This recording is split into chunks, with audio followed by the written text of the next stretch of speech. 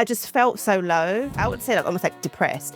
Those moments like where we've hit rock bottom, where we've been riding on like the biggest high and then the carpet gets pulled out of your feet. The truth is, a business partner is like a marriage. My guests this episode are Kesang Ball and Sam Blenkinsopp. They are the co-founders of Trippin, a travel platform reshaping how we explore culture, and also they are the founders of All Corners, a creative agency driven by global insight. Together, they reach over 20 million people monthly, partnering with brands like Nike, Airbnb, Tate, and the BBC. Welcome to the Vanessa Podcast, a business and careers podcast where I give you the lowdown on the latest news and chat with influential movers and shakers, top achievers, and all-round incredible people. We explore their viewpoints, how they've got to where they are, and how you can too.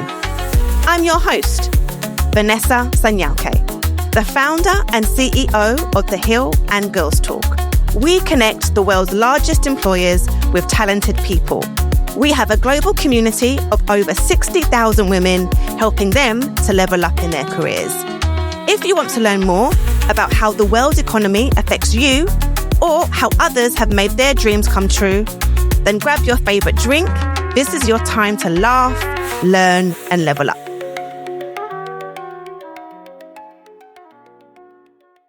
All right, well, Sam and Kesang, welcome to the Vanessa Podcast. I am Thanks so for having excited us. to have you both. Before we get started, can you both just give a short intro into who you are and what you do, just for our listeners? If we start with you, Sam.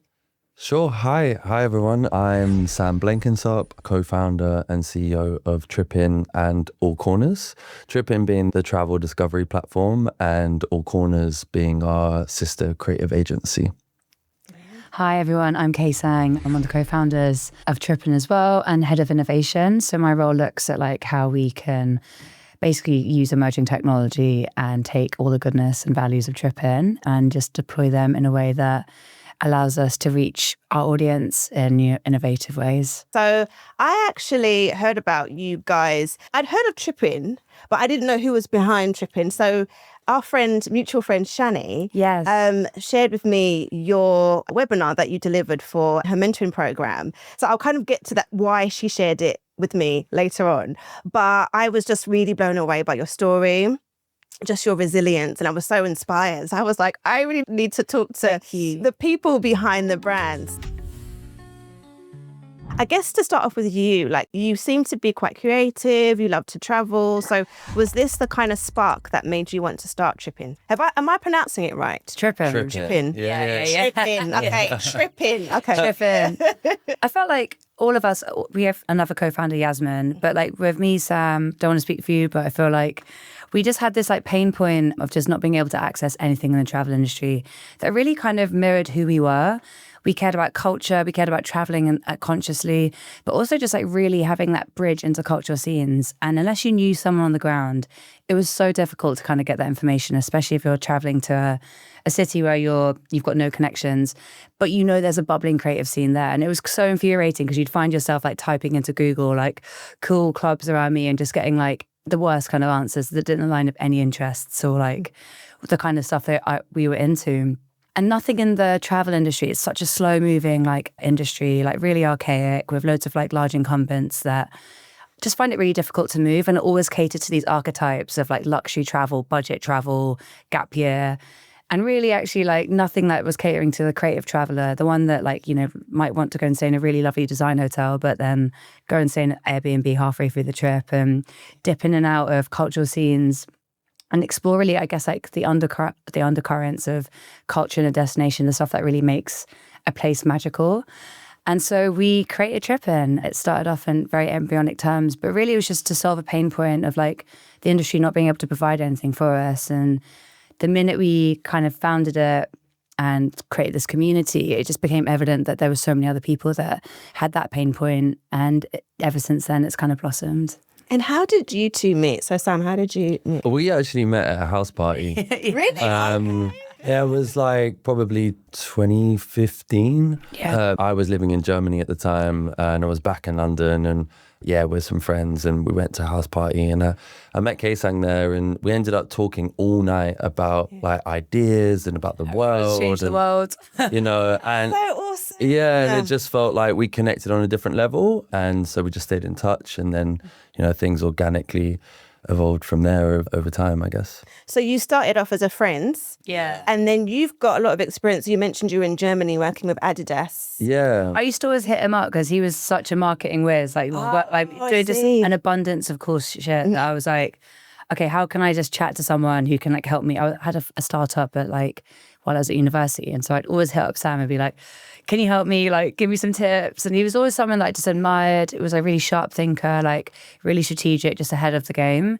And so I used to always just pick his brain. And then finally, when we started Trippin together, I was like, yes, like got forever now. So, and then has your like marketing experience really, do you feel it's helped, especially working at Adidas, right? You know, like what goes on behind the scenes, how to get brands on side. I'm sure that must have been invaluable, right? That experience. Yeah, I really think that like my time at Adidas was like amazing, like place to cut your teeth. I actually also had like a startup before that where I was like running an online magazine and doing some creative agency bits, and we had a retail store at a really young age. And like that's when I started intersecting with the brand world. We did a photo shoot for Adidas, for example, and then they kind of offered me the opportunity to join them in-house in their global headquarters in Germany. And I guess, working on like really like big global campaigns with high profile talent gave like amazing exposure how to create like emotional like connections and like community at scale, which was something then I could definitely like apply to my future work. I think the types of work that I really like resonated with when I was there was when we were dialing into like more underground scenes or more like nuanced perspectives or like platforming, like the underrepresented. And so like I could kind of like see myself getting inspired and motivated around like those spaces, especially as I was fortunate enough to be like traveling a lot for work and meeting people across like all corners of the globe that were doing really interesting like things in that space and culture.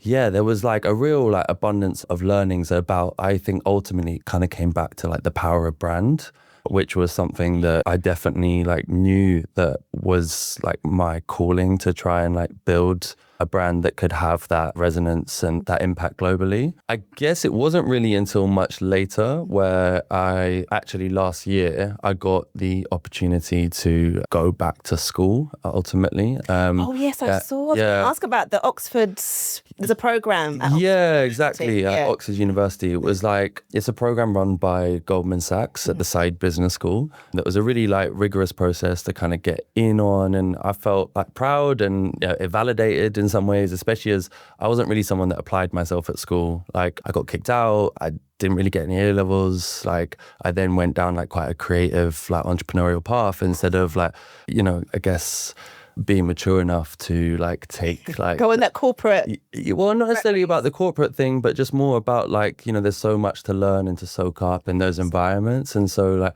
stepping back into them in a much more like mature perspective really was something that enabled me to sharpen my tools around like the rigor it requires in order to like run a business, not just like build the brands and the marketing side of things that I felt like I'd learned at the likes of Adidas or like in other like partnership spaces that I had operated in. It was more at Oxford where I felt like really learning about like the systems and the operations and the financials, and also like unlocking my leadership ability was something where like I guess it kind of enabled me to kind of marry those two things together to realize our like longer term strategy as a company, but also to like not lose our soul and our vibe that we're trying to create with our brand. Yeah, I think that's so interesting that you mentioned around like the other parts of that people don't always talk about, like in terms of if you are a founder and you've got a team, you are actually like, you know, by proxy, like a leader, right? And you've got to think about your leadership skills and the other parts, I guess, not so glamorous parts of running a business. So that's really helpful to kind of get that perspective. The other thing I wanted to ask is around like building your brand, because you mentioned actually you're building a brand. Yeah. And you've been able to work with companies like here, Nike, BBC, Hinge, which I think was quite interesting. Actually, Shadi again was telling me about this. There was an event you did with Hinge, or I think it was Hinge. Yeah. And so I've just heard really, really good things. And so how do you collaborate with these brands? Because one of the barriers to entry for a lot of, I guess, startups that want to work in maybe a similar space is actually getting these brands as clients. Yeah. And if I can like be, I guess, like frank, and getting them to pay what you feel like you're worth, that's tricky. We had another guest who spoke about when he started his business, for example, he worked with a really well-known brand, but he was actually making a loss on the project because he wanted to get them on his, I guess, roster. So I'm really curious to know with you guys, how did you approach that? Yeah. I think like the one thing that we've always known we're really good at doing is building up a brand that like really has values just in the foundations of who we are. And they're an extension, to be honest, of me and Sam's values, but they're also the values that we care about, the team cares about. And we've grown organically, like we've never paid for media, any kind of press. And it's really, I guess, like the purpose of why we exist, which our mission is to help people experience the world differently. And how can we do that? We looked around at the travel industry that just has really colonial roots. It's really voyeuristic. Like traditional travel media has always sent their journalists to cover culture. And we looked at culture from the other lens, which is like from the local lens of how you can empower locals to really like have authentic culture narratives. And that's so like that authenticity is like woven through our brand and our brand values. And that's allowed us to grow like organically, attract our community, attract brands that come to us. And I think it's the foundational level of values that like sits there. And then the Trippin brand builds up of it through art direction, through how we do it is, I guess, through like partnering with the best creatives, the best, it's like a lot of it's through collaboration, I would say. But like the values are like at the core of everything. Yeah, I think ultimately, like if you are putting something out in the world that has like positive integrity, it feels authentic, it's like it's resonating with people, like there's like clearly like a pull towards this thing that you've built, then like people are going to want to be part of that as well, right? And I think, you know, it's kind of a two-way street of like ensuring that like you've got something of value that like someone could like benefit from being a part of. So these brands, like they need to like reach hard to target audiences. Like the people we're speaking to is like quite a niche segment of like the creative world, right? And they're kind of people that see through bullshit very quickly. And so like if you've got a authentic relationship with them where they trust you and people fuck with your brand and they like mess with what you're putting out there and they show up for you, then like ultimately like someone else is gonna feel like that's a valuable like partnership and a two-way street where if they spend money there then and they want access to that, right? I love it. But I would say about like your other guests at the podcast that also like lost money on delivering a partnership for a brand. Whilst it's unethical and it's like not ideal in any way, shape or form, it's unfortunately like a part of the game that a lot of people have to play. And like, I'd be lying to say we haven't played that many times. You know, the first ever brief that we got was with a massive global like multinational brand that I'm not going to mention, you know, and the budget was tiny and we probably put 3 times in ourselves to build in like an amazing case study. And even now when we like get briefs in, like sometimes like they don't really like make that much commercial sense. Like if we factored in all our time to deliver like that partnership, like we'd be losing money. But we might take that on anyway because it ladders up with our mission or it aligns with our values or it's like the type of work that we've been wanting to do or where we want to show up and how we can put like platform some of our community to do like the things that we're hungry for. And so it's kind of like looking at it through a bit of a framework of what's like the work that you can take on that like you're investing in your future or investing in your brand or in your community or like, you know, and then what's the other ones that are you here to make it rain. Yeah, I love that, which you actually, because you have to, you know, be financially sustainable, right? Like you said, it takes a lot of resource and time. And I think sometimes if you're in a creative industry and you're creative, it's always important to like remember the business logistics and, you know, charging what it costs to deliver. One of the things I wanted to kind of come back on a little bit, and there was a big learning, like a light bulb for me when you were talking around really focusing on what you bring, right? And that's your brand. Yeah. And sometimes we kind of get lost in that I'm just doing this, but actually like how are others perceiving your brand and what value can you bring? But then like when you approach brands, so do they approach you or do you approach them? Do you do a lot of outreach, or are there any kind of like tips you can give listeners who, for example, they might want to work with a particular brand, but it's like they don't know anyone who works there. Any tips for going in cold? I mean, it's a bit of an art and a science, right? Like I would say there's no like silver bullet to say like, this is what you can do. If you do it 1, 2, and 3, you're guaranteed to get like a partnership. But it is like a relationship game as well. Like we live in a relationship world as unfortunate as that is sometimes. And so like recognizing and prioritizing, putting energy into building and nurturing relationships in the right spaces would be something that feels like a very important first move. But at the same time, even if it's not the person in the brands, like you're always only a couple of steps away from that person, right? So like there's ways to get introductions and there's ways to like kind of like ensure that you're in the right rooms. But the truth is that like you're only ever going to convert that if like you've got a solid proposition, right? So I think it's also about just doing the work, like, and like being consistent and like having something that people will care about, and then like it will naturally come together. Brands like are attracted to things that already exist. So I think if you're building up a format that's like growing and you've got like a lot of like engagement with that, or if it's a party or like a podcast series, like you need to have proof in the pudding and proof that it's moving, the train's moving, leaving the station with you or without you on it. And brands, I think, get really excited about that. They get FOMO. They like can see like a community engage and like really kind of like come around something. And that's what they're buying into. That you've got to look at it from a transactional level of like what's in it for that brand and how are they getting like value. Maybe it's like cultural hype. Maybe it's access to like new customers or like to, I don't know, convert their messaging in some kind of way. But you need to create the environment for them to do that. And it needs to be proof in the pudding, like you said. Like you can't just, it's very difficult if you just got a deck and you're like, this is the vision. Unless you've done it before, or you've got like a consistent like backlog of amazing like examples of case studies of like how you've worked with brand partners beforehand. If you're going in cold, like you need to have something ready there that exists. And it can be small and bubbling. Like I think the landscape's completely changing now, like scale and like how many people you're reaching doesn't necessarily convert to what a brand wants. And also, I don't think it's actually that valuable. I think you can have a really small community of people that actively engage all the time. And that is so much more valuable than just like reaching like 100,000 people, but like actually just having no real impact on them.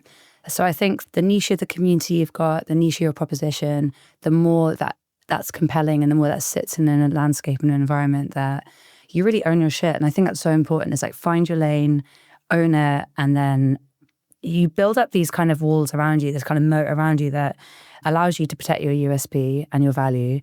And that's what I think is exciting for brands. And that's why a lot of brands come to us to partner with us, because Trippin's offering and what we cater to in terms of where we sit in the travel industry and landscape, we're very much for the creative traveler, the traveler that really cares about accessing cultural scenes around the world. There's no other brand that does that like we do. Mm-hmm. And we've really protected that moat and we've invested in it. Like we've grown organically. We've not like cared about scale. Like there's been so many conversations that me and Sam have had about like, where do we want to go as a business? You know, like, especially when you're founders, you know, you could take it all the way up to a unicorn if you really wanted to. Yeah. And we've had those frank conversations with ourselves where there's been times when I've been like, we can be a unicorn, we can do this. And then we look at like actually the kind of company you want to build and who you want to cater to and the customer segment that we care about. And it's, you can do some amazing things and still have incredible impact, like just keeping it small and considered. And that's, I mean, our customer segment is massive. We cater to 2.5% of the whole kind of market, I would say. Like with the early adopters and innovators are the people that like we speak to. But that's still huge. Travel is like one of the largest industries in the world. And so when you even convert that, you're still talking to like multi-millions of people. And so it's interesting to just like really kind of find your lane, find your niche, find your community and invest in that. I think that's where you get a lot of value. I'm getting so many gems. So I'm just like, I'm trying to be like, right, Vanessa, like focus. But there's just so many gems in what you and both are saying. I think that you're right. Because I've seen also as well a difference in terms of like how brands are engaging, it's not like the big, for example, brand or the big influencer or the biggest community. They're looking at the value and the experience. Like we've always had that like same feedback when we have events. They're like, they don't even care how many people are there. It's the vibe. They're like, the vibe, the energy is so good. So I think it's really good grounding. I mean, where do you want to take your business then, out of curiosity? I'm not trying to get too many secrets, but what was quite interesting is I've had a few conversations with like a few founder friends of mine, right? And we used to all be like, we want to be a unicorn. We want to be like making like shitloads of money. And then actually like one of my friends was like, okay, Vanessa, like how much do you actually need like every year, like to live your best life? Like let's sit down and let's calculate it. Work backwards. It was nowhere near like this billions and, or even millions. It wasn't millions a year. Like when we deeped it and sat down, it was like, what do we actually need? Like we like to travel or we want to, do whatever. This kind of treadmill that we're trying to run on, is it necessary? So I'm curious, have you done the same thing? Yeah, we've definitely had that discussion a lot around like what's the end game look like or what's the scale that we're looking for. And I think you do have to ask those questions around like, what do I need? What life do I want to live? Like, what does my ideal week look like? My ideal day look like? Yeah. If you're bringing in VCs or private equity, then ultimately like a large chunk of your time is going to be about reporting to them and answering to them. And that's quite a different day to like just creating work or managing your team. And like things shift. There's different pressures. Like as soon as you kind of like venture down that route, you're expected to move really quickly. There is I guess like, in order to achieve like hyper scale, like what you're referring to, I think most people like take on some sort of like equity fundraising, and like the business models of the like VCs, particularly like they're shaped in a way where like you have to reach scale, like it's mandatory or else it's been an unsuccessful investment.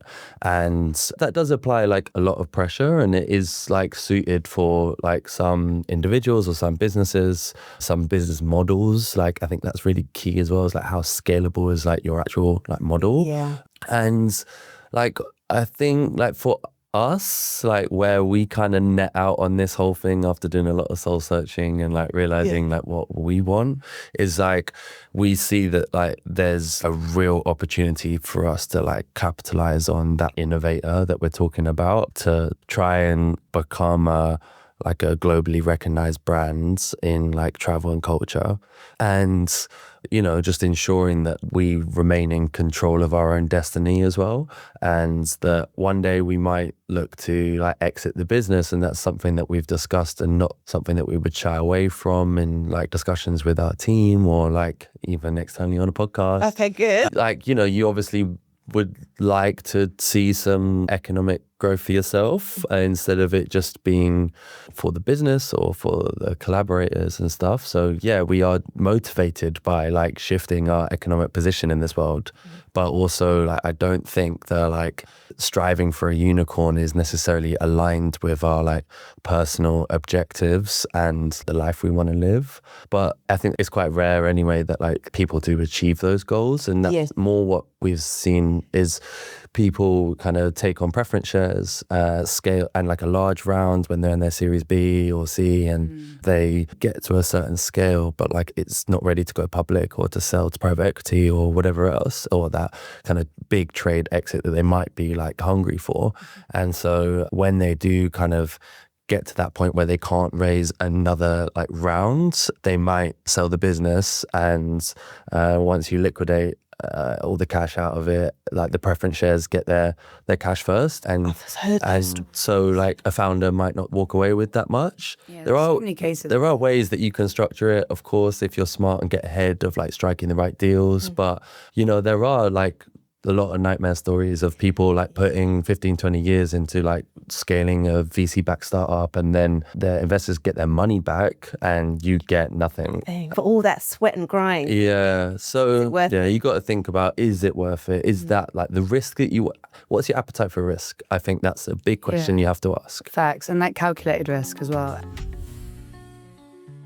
To get to this, like, I guess, aligned vision of where we want to take our company and like where we want to exit and how we see our growth and like the potential we see in Trippin and All Corners. It's been a roller coaster to even get there because, I mean, we have like these, I call it like my mastermind network of like mentors, thought leaders, people in different industries that, you know, are on similar founder journeys or they're like a couple of stages ahead. And everyone has their own purpose and their own reason to like start up their company. And so when you're getting advice from them, you're like getting this multitude of like different perspectives and reasons and also like different founders that want to exit and create a unicorn. And so you're getting all that advice, and it's important to like really understand, like going back to the basics of what Sam was saying about what do you want, what's your lifestyle looking like, what's your purpose on your mission, and can you fulfill that and have that impact on a scale that doesn't necessarily do like the lean startup model, which like I think Silicon Valley and like Y Combinator and so many kind of, I guess the startup mentality is just to be lean, grow and scale. And I think actually that's quite an extractive mentality to have sometimes. Like if you think about it kind of like almost feels like a bulldozer, and that's the kind of almost like Western like philosophy of applying it to business. And actually the beauty of Trippin and the beauty of like what we do and how we cover like cultures from all corners of the world, from the global south to the global north, is you start to see there's different philosophies of approaching business models, like how you can really care and nurture your community, how there can be a regenerative kind of cycle back at where the value add is like what also gets us up in the morning. Like it's so important to have that value of the community. We speak to our community on a daily basis. And it's just about aligning with those perspectives when you've got all these other voices in the room. Like, don't get me wrong. At one point I was like, yeah, we can totally do it. And I was like, actually, no, there's so many different routes, but you just need to find your own. To build off that, what you just said at the end of like, there's so many different routes. Yeah. I just think it's like a very narrow-minded view of people thinking that like the only way to get value from scaling a business is to take like large rounds of investment and scale to try and be worth £1 billion. Yes, you get a multiple of the revenue, like if you have a like recurring revenue, but it might mean that actually like you're not profitable, and like that is like they say the saying is like revenue's vanity, profit sanity, and like if you like look at other businesses, maybe like more traditional agency models or media business models, they get multiples off their EBITDA, which like if you're getting to like 10, 15 million in EBITDA, then and you're getting a multiple of that, like, and you sell it, you're actually doing better. You're having a nice holiday off the back of that. Do you know what I mean? And holiday. For life. And like you've built a sustainable business. So like I'm not saying that we're anti fundraising. Like we've actually taken on some investment from angel investors when we started for some working capital. And I'm not saying we're anti like scale and like we don't want to get like we see that like little pot of gold that does like also motivate us. But what we love is the process and the journey and building something with impact that has integrity, that's aligned with where we have full control. And we just think that there's like other ways to realize that upside than necessarily just going down the VC route. When you have independence, when you have that control and you have the direction you want to go on, especially in the landscape that we're in, which is so fast moving. I mean, Trippin's not just a media platform. It sits in the travel life cycle where we add inherent value to our audience and who uses it, because it's used as like an inspiration kind of thought planning section. You can use it on the ground. You can then use it like in the aftermath. So it really has like a different kind of value than a traditional media platform. But if you just look at media, there's a graveyard of media titles. Like the world's changing, the way you access content's changing with AI. Like SEO is going to be made redundant, and like very soon it's all about like, you know, how you access it through other portals and funnels. And so when you're looking at that, the ability to remain small, to remain like, I guess like agile, to remain independent, where you can like really move quickly and innovate quickly with the tools available to you right now. I think it's so important to be able to do that and to like have like an iterative kind of approach to, I guess, how we work, which is really great because, I mean, it's been sad to see, but like some amazing people in our space, like media platforms and brands have ceased to exist in the like last 2 years. And a lot of that. You just have to be ready for change. And I think the ability to be independent and also have a co-founder and a team that like finally what's amazing about like the last couple of years is we've been able to hire like an amazing senior leadership team, which beforehand, when me and Sam had just started out, we had an amazing team, but it was grassroots up. So we were upskilling everyone that joined us. And now it's really nice to be able to still have that foundational layer in the team, but also bring people that are experts, so like adding like exceptional value. So we start, because I feel like when you're a founder, like you're like a master of everything. Yes. And it's like almost not that you micromanage, but you have to give up the responsibilities to like different people. But it's been so sick to bring in like just exceptional talent that are just owning their lanes. And it just allows us to like free up our minds and get more back into A game. And I just want to move on to like this next topic around, I guess, the art of the pivot and also like resilience. So how I actually stumbled on, or actually Shani shared your webinar was, so I've been on this journey. I was sort of doing community building like for women and girls, so connecting brands to like females and Black females. And I really was quite ambitious. I wanted to like scale it. So I left my job, I was telling Sam earlier, full-time working on the business since 2021. And I guess I kind of got influenced by, I don't know if it was Dragon's Den or whatever the hell I was watching, right? And thinking like, yeah, I need to like have some element of tech. So I'm going to like build an app, for my community. And I was trying to fundraise for about 2 years. Yeah. And then earlier this year, after like maybe 85 no's, I found 2. So one fund was going to invest, and one of our like largest clients was good news. And then because I had Girls Talk and the Hill app as 2 businesses, basically we kind of there's this thing for investors called SCIS. Yeah. And basically because we had Girls Talk before, there was a risk of us being SCIS eligible because the Hill app, they were trying to determine whether our app was actually just Girls Talk. Right. Loads of legal stuff. So eventually we got HMRC, which was so hard to say, that's fine, you will be SCIS eligible, because this fund was the largest deployer of these funds. Getting through the last part of the deal, and then obviously Donald Trump, companies are not hiring, and our platform was to hire female talent, and it was based on diversity and inclusion, and then dropped out. Wow. And this was like in April.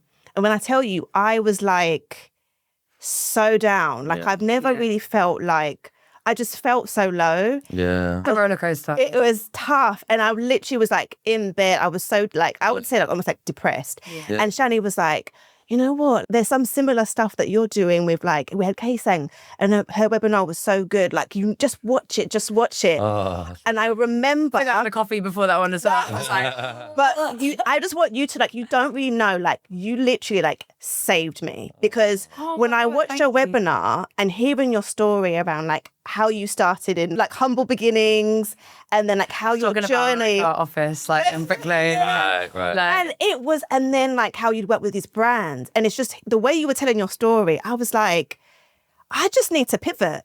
Like she's done it and she's been through this. Like, why am I in bed, like feeling miserable? And you literally like were the spark. And honestly, if it wasn't for your webinar, I don't think I would even do this podcast again. Like literally, like I was in despair. And you picked me up, so thank you for that. And oh my God, just thank to say, you for sharing that. Yeah. That's amazing. It was powerful. I'm glad that story resonated. But like honestly, me and Sam can tell you, we've had exactly the same of those moments, like where we've like 100%. hit rock bottom, where we've like been riding on like the biggest high, and then something the carpet gets pulled out of your feet. And the thing is like, and I think the resounding thing that like keeps coming back to us is our mission and our reason for existing. It's like that gets you up in the morning, and that's the belief system. Like we've been doing this for like, how long now? Like 9 years. 9 years. It's a long time. But like everything like slots in. There's always a reason. There's always a learning from every kind of failure. And I think they're the biggest teachers, frankly. Exactly. But we had moments where like, we had to like really sit down and like say like, why do we exist? Like the pandemic was a really great example of that. We just got our office space. We were doing really well. Like we'd surpassed our year's goals, working with all these big brands. Had enough profit to like, but okay, cool, now we can get like a big office space. Like we were moving out of this like little tiny like cupboard basically that we were all like working in. It had like a really small window that was literally the size of a shoebox, like no latch all night. Everything, it was like this room kind of reminds me of it actually. It's just like nowhere near as nice as this room. But we were in there and we were like, okay, cool, like now we're gonna make this like big like like calculated risk of just getting a big office space, like making it nice. Like it was just the next stage of the business. We were like leaving being a little toddler and just like getting a little bit more into like puberty, I would say, of our company. And then we got this space that we'd done it up, made it real nice, and the pandemic hit. And like all of our big brand partnerships all like ceased to exist. We had this like office that we were paying for that no one could even like be in. And we really were just like, and also with travel, it was ethically immoral to encourage people to explore the world because people had to like stay at home and be isolated. Travel is one of the worst hit industries outside of events, and like a couple of core ones that really just like suffered drastically from it. And yeah, it was just, that was a low moment where we were like, God damn. And we had to like, you know, furlough some of our team. Like things like that, like are really heartbreaking where like, you're really questioning why you're doing this anymore. Do you have a business partner? No, solo founder. Okay. Yeah. I don't know if I could ever do that. Don't. Because the truth is, like, often what happens is even if it's just by 24 hours, like you might just be a little bit out of sync in terms of like when you in a positive way, where with the business partner, where like when you're down, they're feeling okay, and like even if they're just okay, but you're down, like they probably have it in them to be able to like encourage you and pull you up, and then vice versa, you know. And sometimes like say Kesang will come back off like a 2-week holiday, and like her energy is through the roof, and like I've just been like dealing with some bullshit, but then truth be told, like that energy is infectious, and then suddenly like I've had a fire lit under my belly and we're like operating at a different scale. So it's not always just about bringing you up when you're down. Like it's also about like pushing you further. Like and really like motivating you to go harder and to do more. And I think maybe it's like competitive streak, but also like a supportive nature around it, and just having understanding and Sam's passion. inspiring me. Like honestly, like it's so sick to like have a co-founder like him. Like it just thinks differently. We think like there's so many similarities and like synergies of like who we are in terms of like our values and sensibilities, but like his outlook and like the things that he really brings to the table. It's amazing. Like we did like a lot of work on like what activates our A game and like what enables us to be the best version of who we are. And like doing work like that, which in the past we've just like been like going like just figuring it out, like using our inner gut as our compass. But then we have like regular one-on-ones, we check in with each other. We do work like now as we grow and we've got like a team, we've got like a senior leadership team, we've got a team underneath them. We've got a business coach as well where we go and do sessions together. That was a game changer. Like counselling almost. Almost, yeah.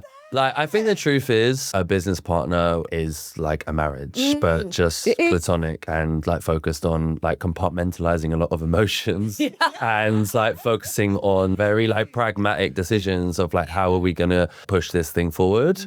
And, you know, you really need to invest energy into your relationship and like your understanding of each other. And like, I think because we've proactively done that like consistently is how like we still feel like really like strong partners. Because there's so many examples of even like people that we know personally that have, you know, co-founded something together and then unfortunately they've just broken up and it's been like really toxic and sad. And so you learn from, I guess, like watching examples of that happen. And also like some really great examples of like co-founders that just thrive with each other.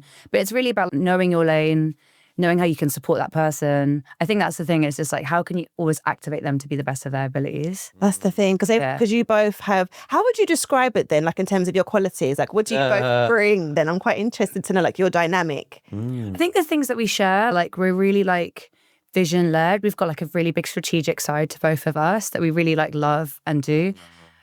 I don't want to speak to his side, but he's so sick at like brand, like art direction, but also business and like finance. Like he's really like, it's so weird. It's mad. Like we are like masters of actually like a lot of things. I think there's like a lot of things. Both like quite generalists actually, which is like actually kind of a superpower. I think especially in today's world, we couldn't do a podcast without even mentioning AI, you know, of like how much it's changing things. And like, I think being curious people, like who are ready to like be inquisitive and apply themselves in so many different ways enables us to be good leaders and unlock other people's potential. And so like, I think that's something that we both share. And you just touched on like being a leader. Like, what are your styles in terms of how you lead your team? Like, do you just let them get on with it? Are you a servant leader or nurturer? Good question. I think personally, I dip into like many different roles depending on the situation and the person, and try and understand like what, like have empathy to know like what's going to motivate that person in that right time. Like some people like it like hard and direct, Yes. you know, and other people like need like more like softer encouragement. I would say like we do have a massively like flat hierarchy anyway. It's not that we're like tyrants sitting in our ivory tower telling everyone what to do. Like it's in terms of leadership style, I know that works for some people and they micromanage and they're across all the details of everything. And we want to build the business with our team. Like we're hiring people because we think they're really talented and they've got like an amazing perspective on the world. And so we want Trippin to be something that is decentralized in some ways from us. Like we're not Trippin. Like it's about everyone, and it's always been that. It's about the community as well. Like so.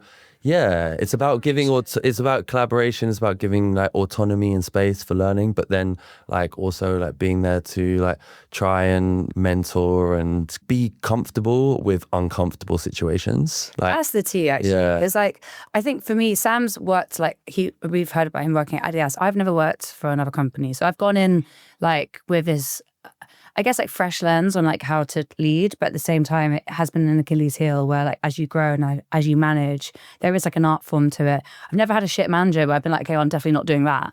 But also at the same time, I've never had anything to show me really, I guess, like how you can, I guess like the psychology behind teams, which is like really important to understand. So I did a leadership and C-suite strategy course with Hyper Island that really kind of took me through like a lot of the frameworks that I just didn't have. And that was like upskilling in that area gave me so much more confidence, especially at the time when the team was growing, to allow me to unlock those things, like giving autonomy to like team members. Because beforehand, like as founders, you're in everything. Like, you're in everything. And like it's like killing your babies in some kind of way. Like you've got to like let something go and like trust them to run with it. And that was a process of like also like, you know, the team growing, but also that course that I did like really unlocked my understanding of like, you know, the importance of feedback loops and the importance of like, just, I guess, like team psychology and how you can get a team to a place where everyone's so conscious of what everyone's doing. You're like this organism, this ecosystem, rather than delegating from like a top-down framework. And that's kind of what we built now, which is amazing. It is this ecosystem where people feed into each other. There's cross-collaboration. You know, even in our hiring, there's like team members that come in when I'm onboarding a new team member, like deciding who we want to hire. You've got people getting them involved in the interview. Yeah, they're involved in the interview. Yeah. Like, and so there's so much like decision and autonomy that even like the newest hires in our team like are involved. I think what it comes down to is clarity though. Like, are you instilling clarity around like what the direction is, you know, and what are we striving towards? Like putting like a lot of rigor around like the operational targets. What's everyone's like personal development look like? What's the kind of collected team's OKRs for this quarter, or like what kind of main like metrics, KPIs are we tracking in order to understand the health of the business today, and like what are we striving for tomorrow? If everyone can really like understand that and know your values and actually say them back to you if you quiz them, then then I feel like you're on the right track of building a culture where people like know their purpose, like why they're there, what they need to do there as well in order to achieve their goals. Because everyone is also on a personal journey, right? Where like they're just trying to like develop themselves and learn and create like cool things that inspire them, or meet new people, or I guess also like, you know, make sure that their manager or whatever else is happy with like the way that they're showing up. So it's like instilling like clarity, I think is like probably my number one thing. I love that, because you just hit home, because people are like human, right? And you're, you know, but just like you said, they just want to do a good job at the end of the day. They want to feel like I'm making a difference, and it's like making sure that you're helping them to do that. I could just speak to you for the whole day. What is next? I want to talk about legacy and what's coming up next. What can we look forward to? And also just, both your journeys. So Trippin's working on some really exciting things behind the scenes right now. We're in this like research and development phase for, I guess, like the next stage of how Trippin shows up in the landscape in the world of AI and changing, I guess, like the way that people change their interactions of content. I think we're moving into a world where there's so much content in abundance that really you have to look at it through a critical lens. And so there's a really interesting opportunity there. I think with Trippin, it's all human curated. You can trust it. We're a really trusted brand. And so we're really kind of looking at how we can apply what we already do with emerging technology.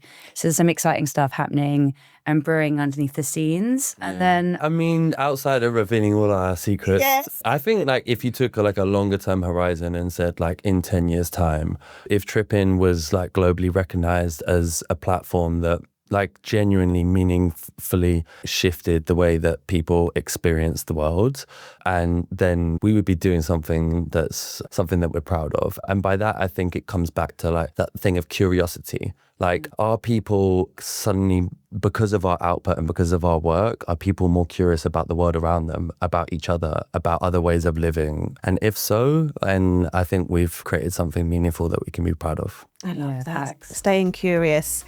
Thank you to both of you. You've been amazing guests. So we've come to the end, but thank you so much. That was so quick. Yeah, that went so quick. Thanks, Vanessa. Great.